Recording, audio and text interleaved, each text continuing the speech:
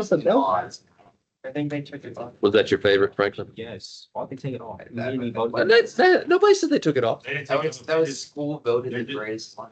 They're saving it for a special location. It's All right. expanding the job. Finley, help me out on this example. On this example, we got a little bit of a snag, got a little bit of an issue. Remember yesterday Wednesday, we were going through, we were taking the linear coefficient, doing the thing. What's the snag on this one? Before I go thing, I got to do something else. You remember what it is? Oh, Franklin? you said gotta do it two, subtract the two. Okay, well, true that. That is our first step. Let me, what do I like to have? I got green. I'll do this in green. Well, there's not a GCF. 3x squared plus 36x negative 2. Well, now there could be just on the left side, maybe. That's what you're going with, Kevin? Yeah. Like, what?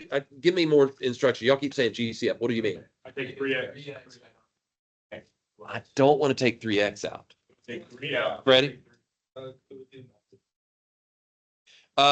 good inclination. 3 times 2 is 6. There's not 2 factors to 6 to that 36. I like where your head's at. If I can factor, I'll always try and factor. This one, I purposely wrote it up to where it does not factor. Mr. Green?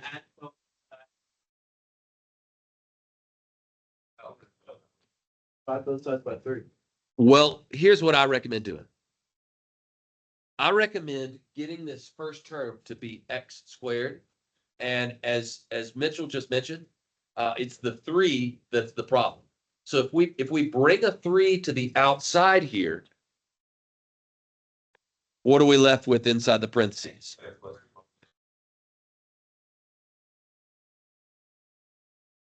All right. Now notice I haven't kicked it over to the other side because that's going to create a what? A fraction. I'm going to hold off on that just for the moment. Eli. What goes in the blank? Loud. What goes in this? 36. Good. Now, here's the kicker, fellas. You ready for this?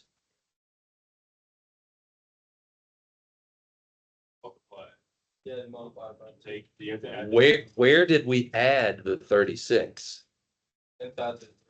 Inside the parentheses. And what was being done to those parentheses? They're being multiplied by 3. So technically, what did I add to both sides? I added 108 to both sides. That's a curveball right there. And man, they will snap that one off and you won't even see it coming. Can you explain it? Yes, definitely. So I love Eli's answer of 36. He took 12 and he went, cut it in half, got 6. 6 squared is 36. So he said, I'm going to add 36 to both sides. Well, not really. Because there's that leading coefficient of 3, depending on why you're up, spit your gum out. Because there's that leading coefficient of 3, we put 36 in the middle, but there's that 3 to be distributed times 36, and that's technically what we added. All right. Now, this is as opposed to moving the 3 over to the other side and having a fraction early. If you feel like you're going to screw this up and you want to just go ahead and divide everything by that 3, that's the alternative. So some guys might be okay with that. Some guys might say, I'll divide both sides by 3 and then actually add 36 to both sides. So it's really whatever floats your boat. Okay. How would this left side factor out? We got 3 quantity what squared? X plus 6. And now, Phil, give me 3 steps.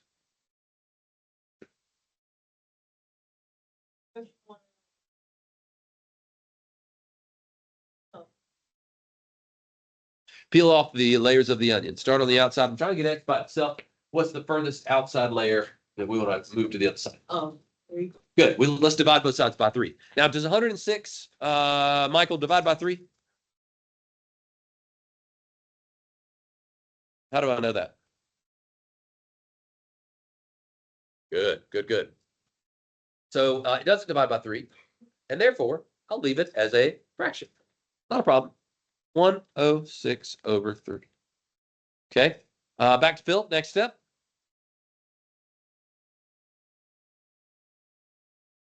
Phil. we want to do the inverse op of square, which is square root. So we'll take the square root of both sides. These are like the hardest problems, by the way. X, they got the most steps. Plus 6 equals. Now, Mitch, want to take the square root of both sides? What do I have to remember? Plus or minus. Good. Now, plus or minus what? The what of? The square root of 106 over 3. Now, can I push you guys a little bit? I'll push you guys a little bit. What are you not supposed to have in the bottom? What would you do to get rid of that radical? Multiplied by another radical. Multiply by square root of 3 on the top. Now, what's 3 times 106? How about 318?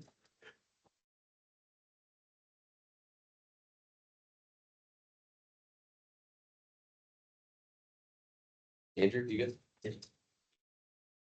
Now, some of y'all at this point might be like, what the dump just happened? How did he go from 106 over 3 and the squared to square root of 318 over 3? We took the square root of both sides, we put a plus or minus on there, and then we rationalized that fraction. Last step would be to do what?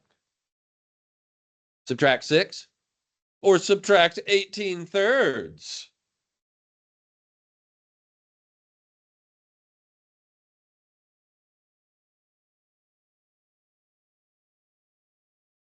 Does look like the quadratic formula, huh?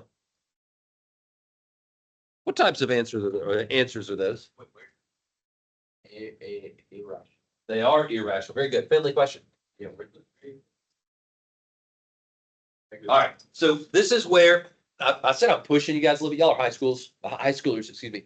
And so I'm still trying to teach you to be college students. That's kind of one of my jobs this year. And so check this out. In college, your professor is going to go bloop, bloop, bloop, just straight down the line, just like that.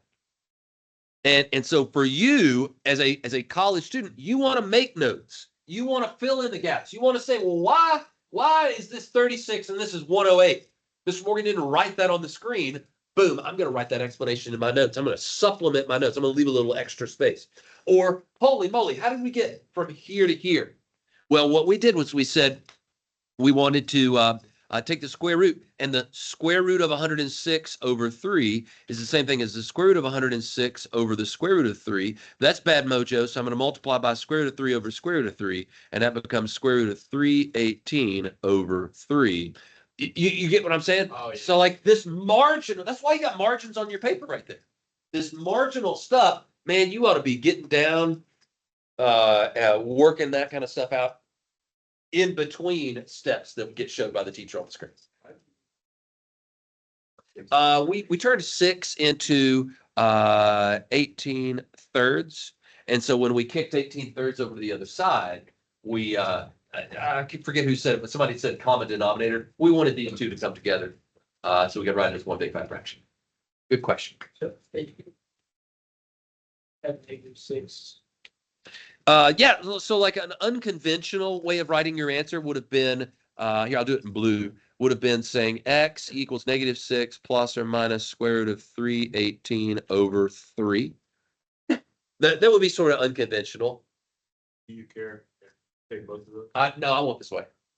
Just again, what am I supposed to be training you guys up for success on? Stuff like ACT, AP classes, college courses, things like that. So this is the one. And truth be told, ain't nobody going to work a problem like this using completing the square anyway. They're going to use the what?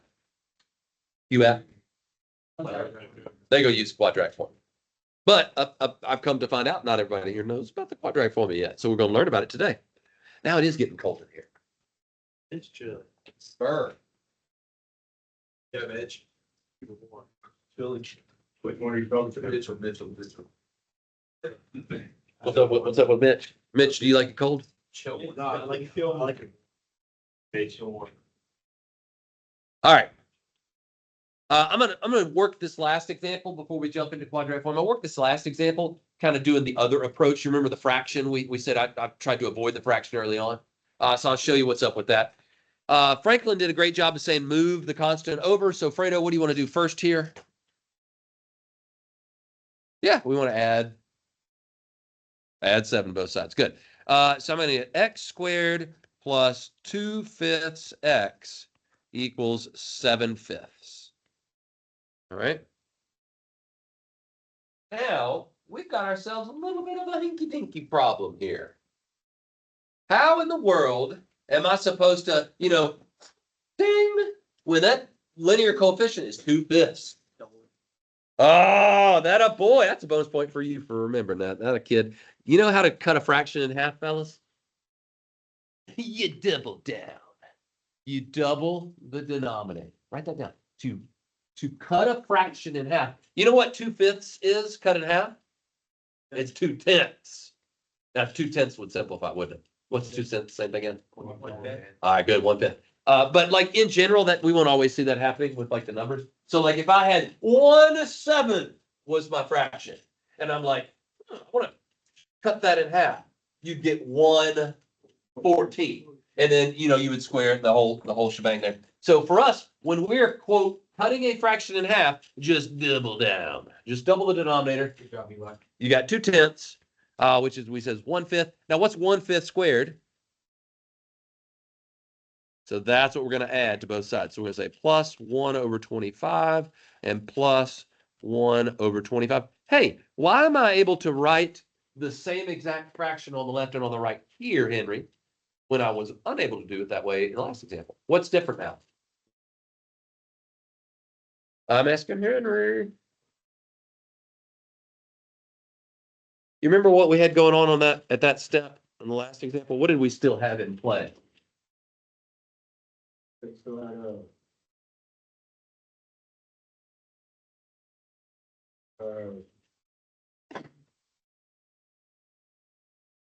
Quadratic coefficient. So that 3 that was chilling out front, right? And so the alternative approach here, fellas, is to move the constant over and then get everything like this quadratic coefficient, divide everything by that. So what do? We divide by 5, divide by 5, divide by 5. That's how we got x squared, 2/5 x, and 7/5. Right. So instead of doing that, you can't just go ahead and get rid of the 7, right? You can get rid of the 7 first. Right? Correct. That's what we did. We added 7 to both sides. Okay. And then divide, divide, divide. And then we did the whole thing, that bit. And I'm wondering if Nash, are you a good factorer here? You want to take this x plus what quantity squared? Here, watch this. Yeah, absolutely. That's what I was going to say. So you're literally just splitting up both of those, and then you're going to do this, this, and this. That's a perfect square trinomial factoring. A little PST. Good job. Right. Okay. So let me write my 1/5. Excellent. How'd you do that? Who am I talking to, by the way? Is this Finley? How'd you do that? Very good. Common denominator. Right? So you got times 5, so that's 35 plus 1 is 36. 36/5. All right. And why is that a wow moment? Franklin, do you have a hand up? Why is that a wow moment, Nicholas? But why? Why do I care about that? We're about to take the square root. Okay. Fredo, what do you remember when you take the square root of both sides?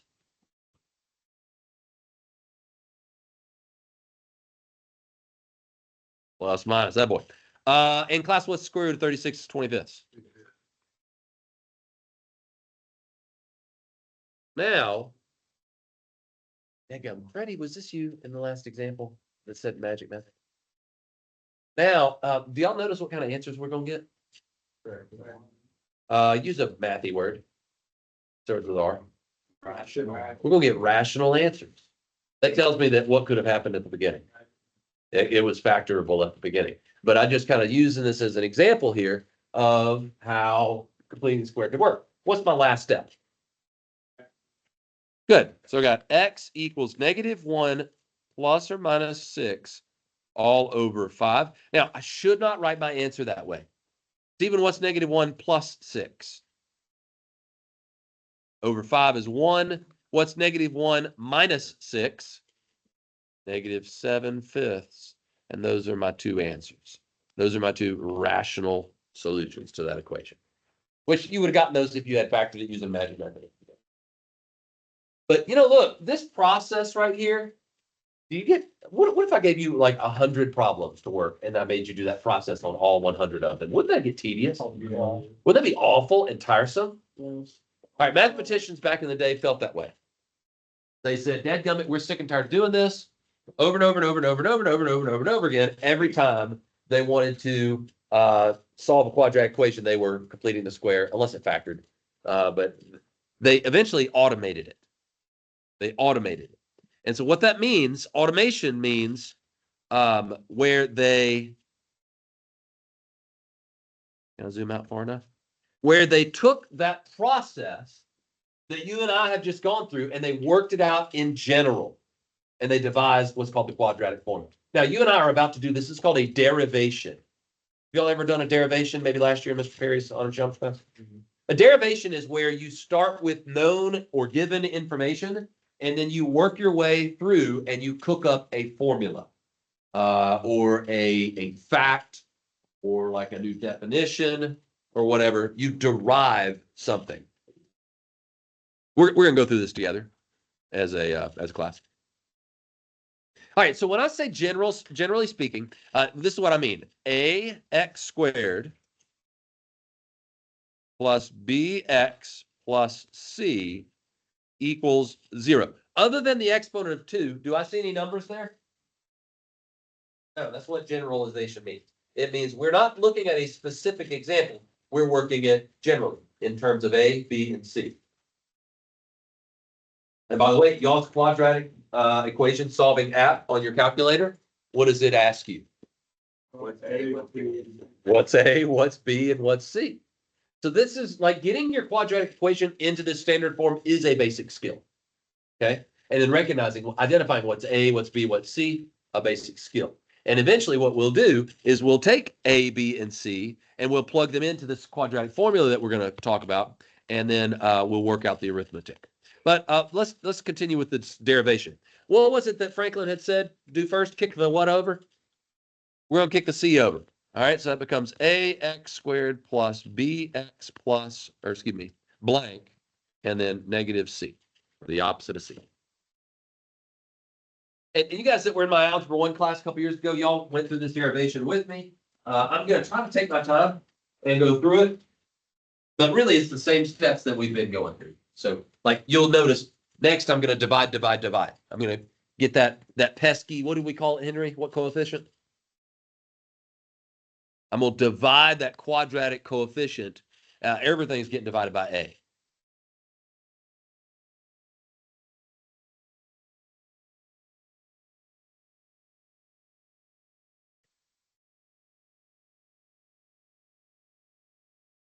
Pardon? Add A squared.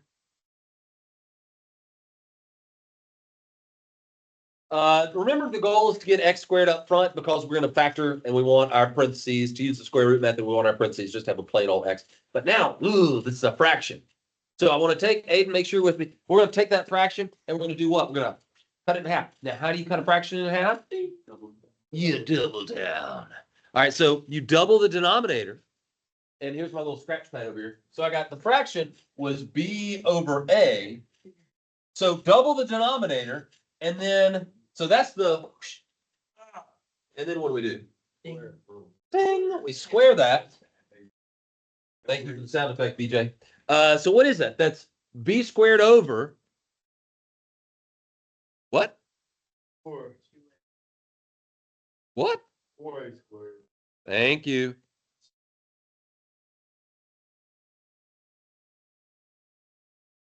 If you haven't done the homework yet, the Delta Math homework, there's one section, maybe 2 sections of problems where they specifically say, hey, what goes in the blank? What goes in the blank right here? And there's numbers. They have numbers that you're working with. And you'll do the ding, ding, ding, like multiple times. And you get pretty good at that. It's harder when there's variables. It's harder when it's algebraic right here. Right? But where did the B squared over 4A squared come from? We took B over A, we doubled down, we cut it in half, and then we squared the result. Now, what does it take to factor this out over here? I think Nash was helping me factor a minute ago, right? We said it's a binomial squared. X plus. Now, the reason it's x is because that first term is now x squared, and that's nice. The reason it's plus is because we got a plus right here. But how do I split this orange one up again? It's b over, good, b over 2a. Blake is killing it today. That boy, Blake. B over 2a. We got that factored out because that's how that would split up. I didn't give myself enough room. So let me scoot this down a wee bit. All right. It's b over 2a. It's b over 2a. Hey, by the way, just maybe think, y'all taking the ACT Saturday? Anybody doing the ACT Saturday? Nobody? Okay. I got a lot of seniors that are doing that one. I was just curious. Let's see here, Jack. What does it take for me to combine those two terms on the right-hand side? Good. And what would you like the common denominator to be? Good. So I need a 4a on the top and bottom of that second fraction. And then that becomes b squared minus 4ac all over 4a squared. Anybody recognizing the discriminant? Mm-hmm. B squared minus 4ac. What's your next step, Aiden? We'll get rid of the square. Take the what? Good. Take the square root of both sides. All right. I told you guys I was going to try and take my time. I hope I'm not going through too fast. Mitch Davenport, what do you got to remember when you take the square root of both sides? Good. So we got plus or minus square root of b squared minus 4ac all over. Now I take the square root of the top and I take the square root of the bottom. Christian, what's the square root of the bottom? What's the square root of 4a squared?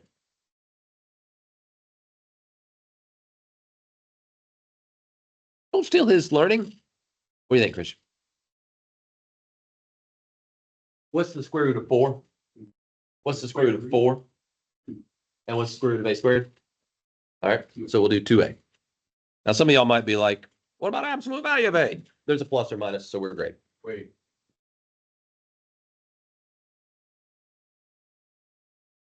We wanted common denominators here. This was just negative c over a, and this was 4a squared from our ding. And then so over here we said let's put a 4a on the top and bottom. All right, last step. We got, yeah, negative b over 2a plus or minus square root of b squared minus 4ac all over 2a. And by the way, these two denominators match up. If they don't match up, you've messed up now, Aaron. All right, so here's your quadratic formula in a nutshell. We just did the derivation. You're welcome.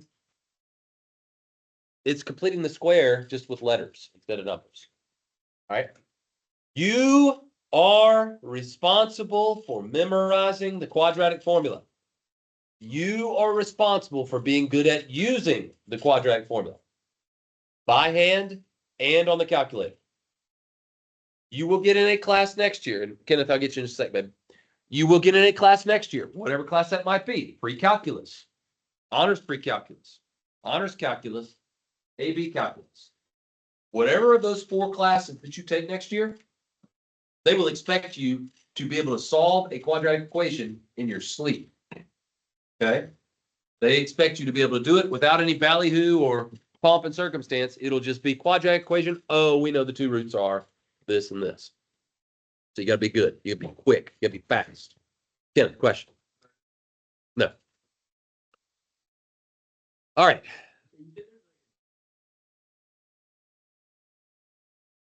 You want to practice using it?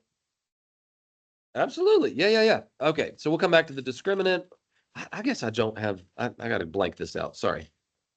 I thought I'd already done this. Delete. There we go. All right. So like we'll practice with this example. Blake, did I see a hand up? What's up? Oh, same question. Beautiful. Y'all want to get your calculators out? We'll practice doing this on the TI. It's an app, so you want to hit the app button. Hey.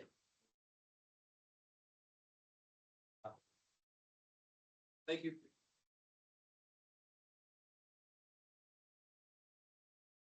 All righty. So get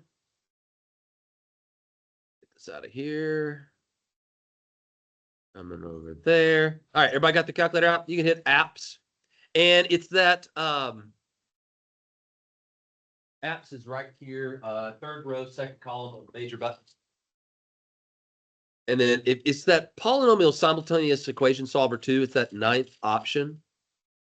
And we want, instead of going simultaneous equation solver, which is what we were doing in chapter 1, we can use just option 1, where it says polynomial root finder. Hit enter.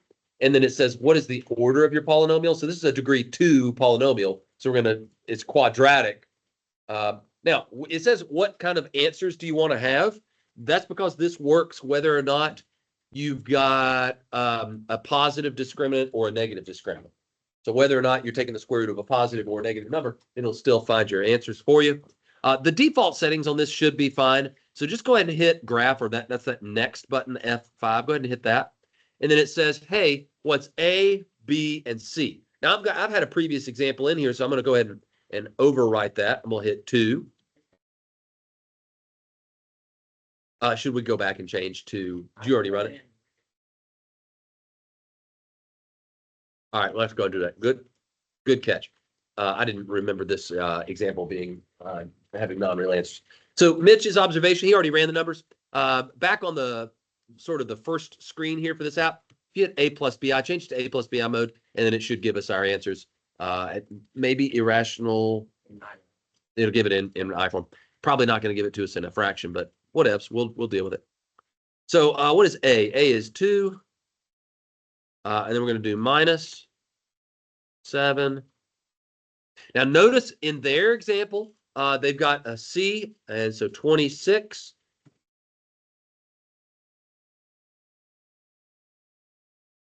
equals 0, and I should just be able to hit solve, and it's going to give me these two answers. Looks like 7/4 plus and 7/4 minus, whatever that number is. The challenging part of this is that it's not a nice, neat fraction like we're going to get when doing it by hand. So it's just buyer beware. That's kind of where we're at here as far as the app. Andrew, you need. I'll just change it like a little. All right, so back if you go back and hit the mode button, that's an F2, and you can come up here and you can change the mode, and then F5 takes you there. And notice F5 allows you to switch back and forth between decimal and fraction. That's only if there's a rational part of that solution. So in this case, it's just the A part. The real part is rational. The B, the imaginary part, is irrational, so it's not able to do that on this calculator. But we're going to do it by hand, and I would argue that you can be a little faster by hand. All right, so let's go. BJ, what's A? And B? C equals 26. Fabulous.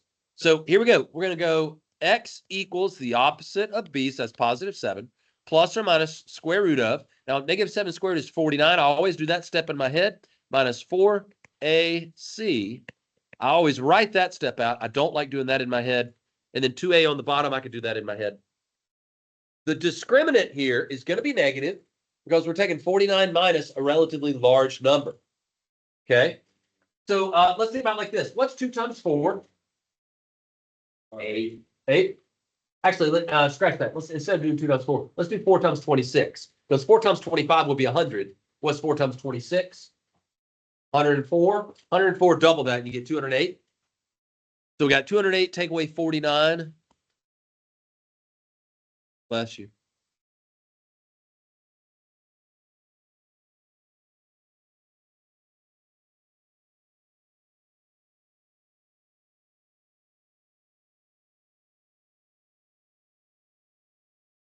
Is it not 59?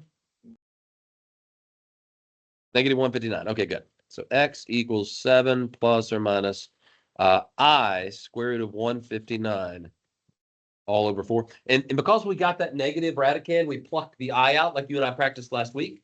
Okay. And then to write this up in A plus BI form, we would say, okay, well, that's the same thing as 7/4 plus or minus square root of 159/4 times I. And this will be the most readily acceptable answer for a quadratic equation that looks like that. We solved that out. It didn't factor, of course. We did not bother using completing the square. We just used quadratic formula. the discriminant was negative, so we knew we had complex numbers as an answer, and so we wrote up. And so on the calculator, that it was like 3.15-ish. That's square root of 159 divided by 4. That's what that value was when we were using our app. Kenneth, you had a hand up? I got it. Okay, go ahead. That's fine.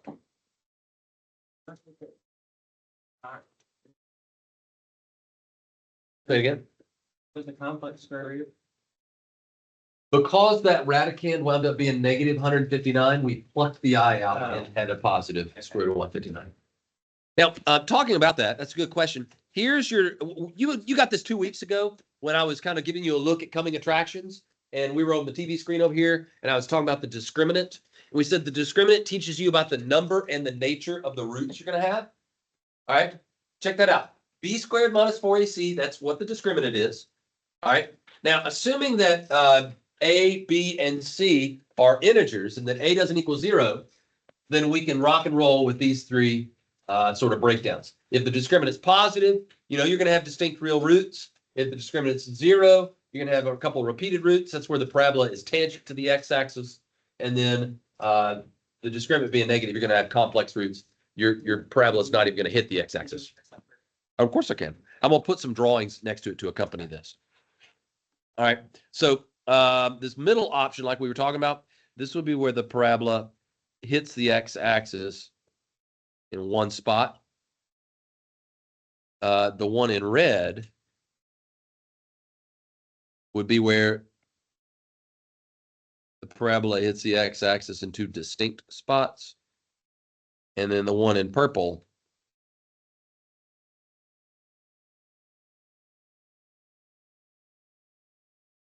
will be where the parabola doesn't even hit. And so I've talked about these three like visually before. And so the discriminant can kind of save you a little bit of time and energy thinking about number and nature. Heck no, I am sick and tired of y'all having to go to the potty. You are grown men. You can hold your bladder for an hour. Mm-hmm. I know you're drinking a bunch of water. You're staying hydrated. Good for you. But no.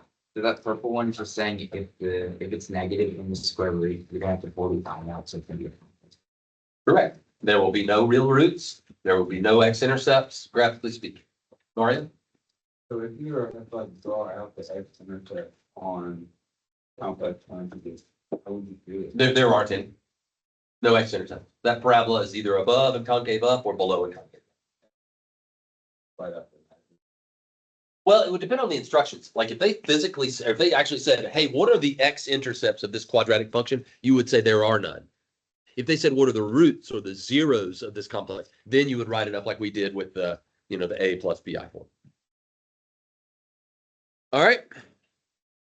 You good? I'm feeling comfy with this.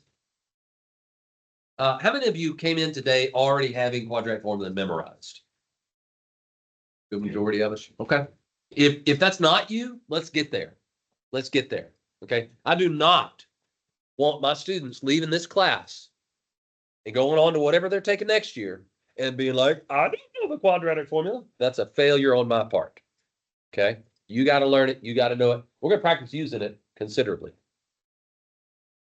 Okay.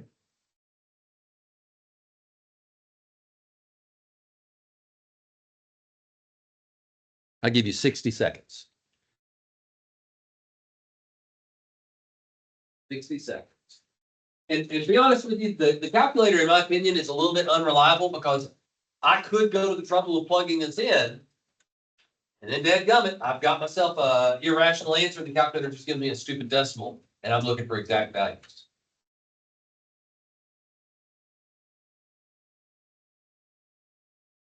I'm seeing some erasers. How would that be? Caught my little trick there, didn't you, Christian? The best, so I think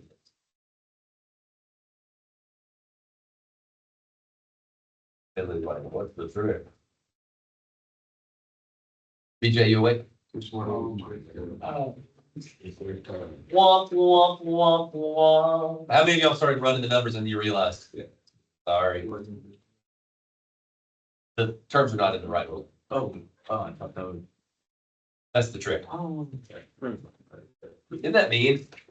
What I did was I put a timer on you, and I was like, "You got 1 minute, go, go, go!" And then you're not thinking, and you're all of a sudden you're like, "Okay, this is A, and this is B, and this is C," and it's not. You got to put it in the proper order. Hey, and I'll do you one better. I'm a positive guy.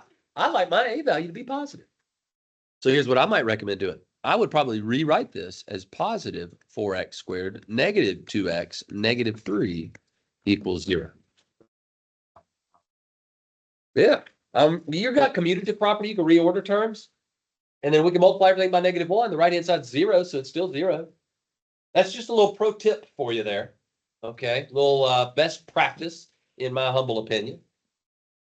Simplify the denominator.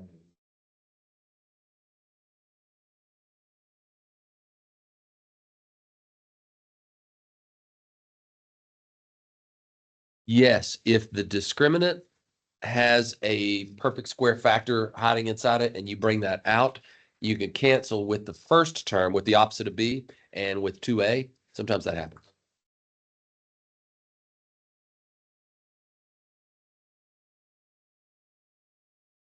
By the way, did this one factor? 4 times -3 is -12. Are there two factors of -12 that add up to -2? I don't know if there are. 1 and 12, 2 and 6, no. 3 and 4, no. This one doesn't factor.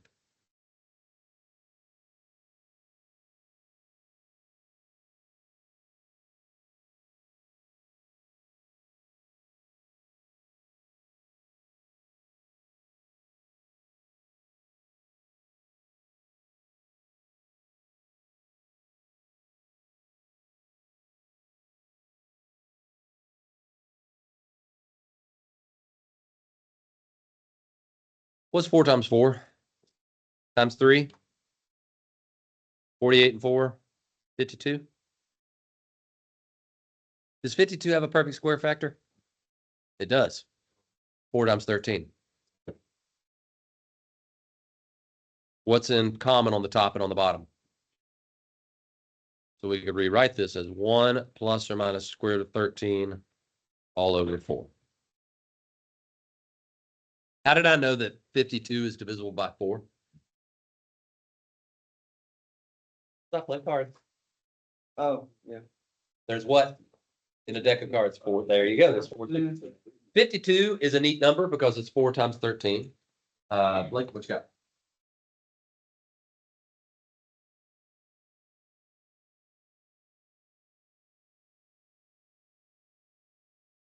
Okay. Can you see how, like, we want to be able to work through this with rapidity, and that's going to take practice, right? Because again, you're going to come across a bazillion of these quadratic equations, and your teacher's going to be like, "Oh, okay, they know what to do." So we got to get there. We got to get there. That's the lesson for today. What we'll probably do on Tuesday is I'll start throwing maybe some little curveballs at you, like some problem set-ish questions regarding quadratic formula. And so we'll play around a little bit more with that. But in the meantime, those of you that are watching at home, I appreciate you very much.